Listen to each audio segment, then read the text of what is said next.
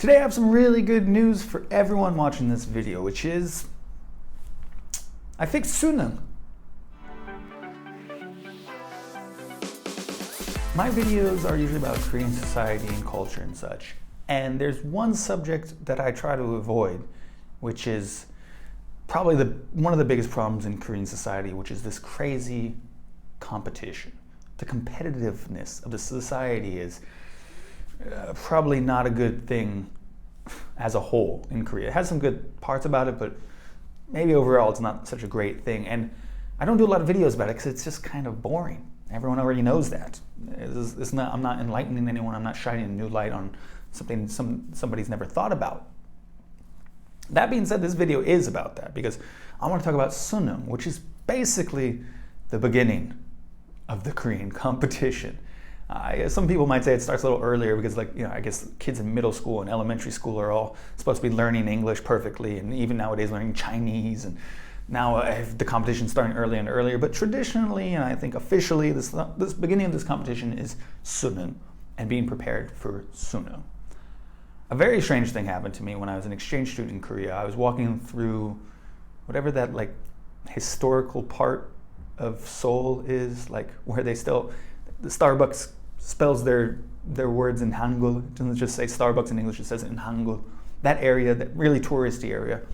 I was walking through with some Korean friends, and there was a big building. I assume it was a school, and outside there was several camera crews hanging out outside of it, and there was a bunch of, I guess, parents hanging out outside of it. And it seemed really strange that they were just there. And we were walking by, and I'm asking my Korean friends, what the hell is this? And they're like, oh, today's 수능 day, so everyone's waiting outside to interview the kids when they're done.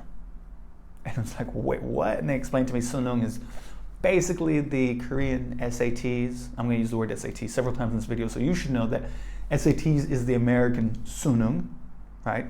College entrance exam, whatever. And it was just really weird and kind of, I'm not going to lie, a little gross to me to see this kind of making a spectacle out of kids taking an exam. But whatever. And that showed me how just crazy important 수능 is.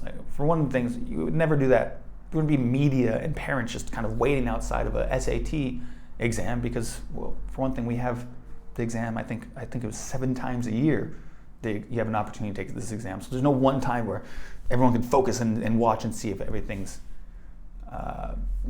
what happened after the exam, because there's too many times that we take the exam.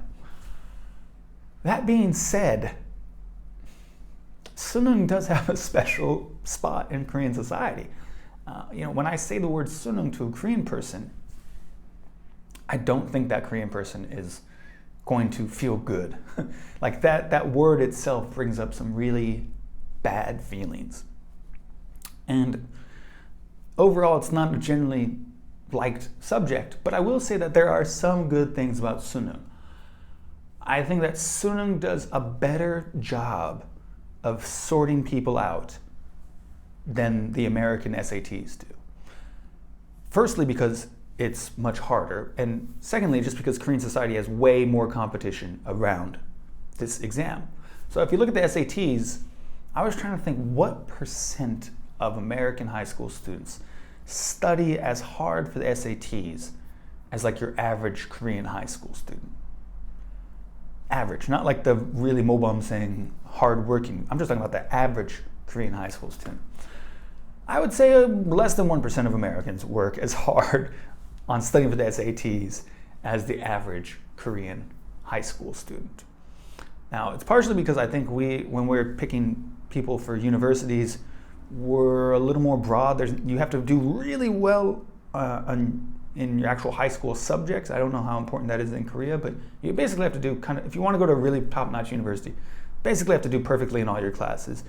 You have to be in clubs, you have to be doing sports, you should be doing volunteer work. If you really want to be a real top-notch entrant into a really good university, you've got to cover a lot of different bases. Whereas I think in Korea it's all about 수능, so you can just focus all of your time only on 수능.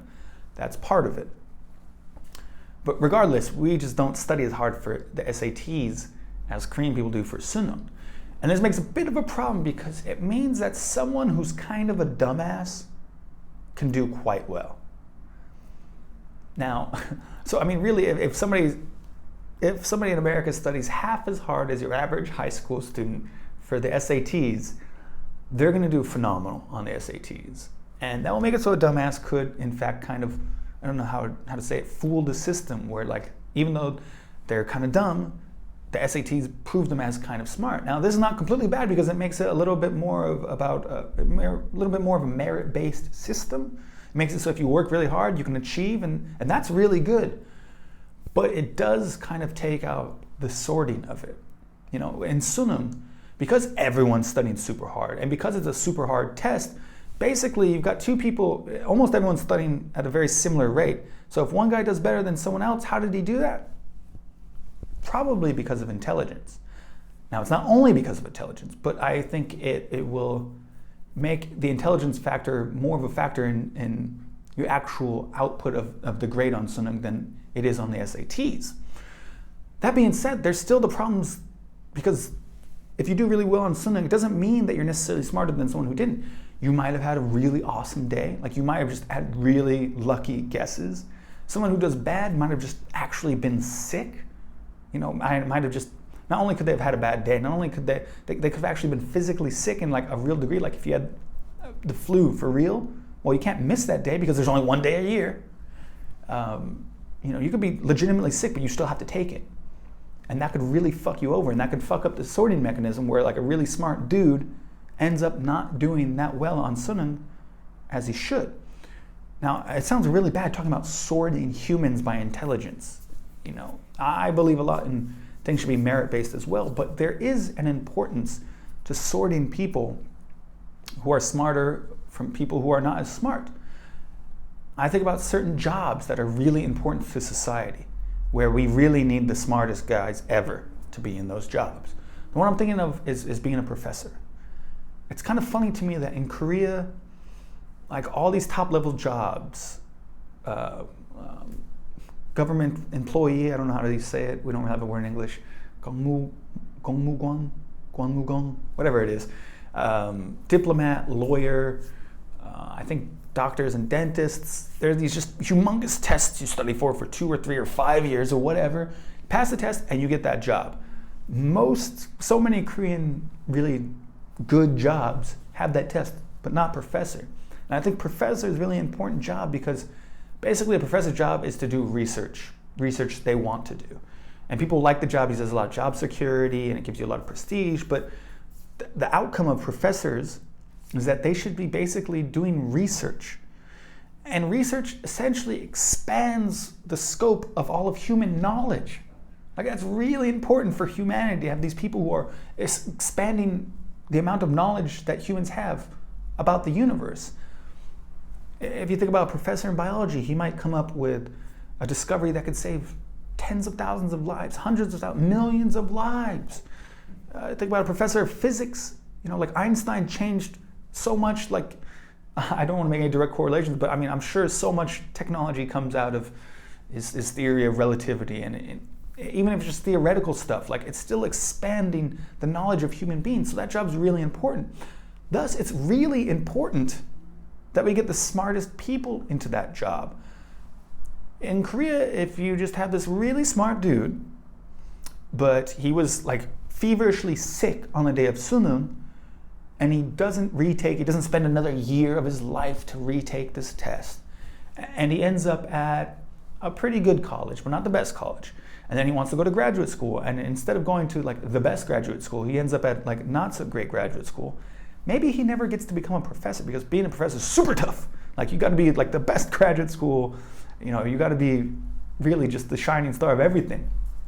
So you'll miss out on this guy who could potentially change the world because he got sick one day, because he fucked up on Suneung that one time.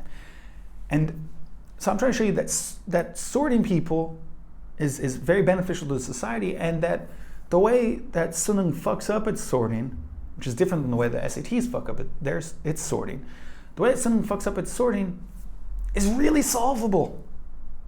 That's the good part about this problem, is that the problem with Suneung is really solvable. And here's the solution. Here's my solution. Give the test 4 times a year. give it in winter, spring, summer, fall. I think also maybe give it to, let second and third year high school students take it. So you have like 8 opportunities to take it. I'm really not sure what the downside is to this idea, honestly. And it makes it so that you don't have this crazy pressure on one day to do everything.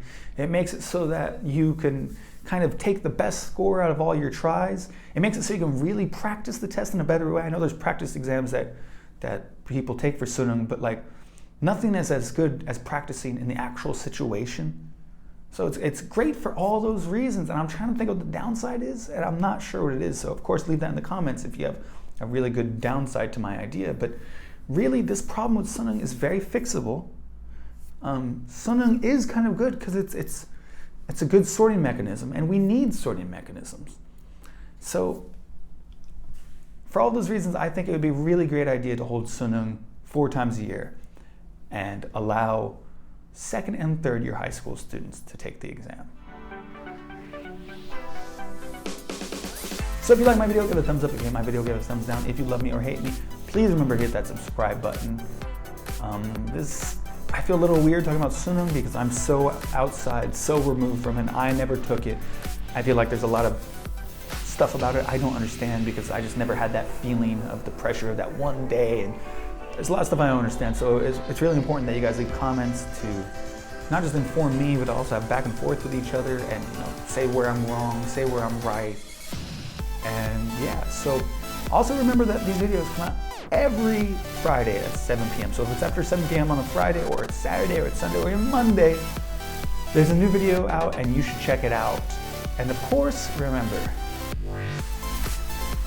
have a super awesome day.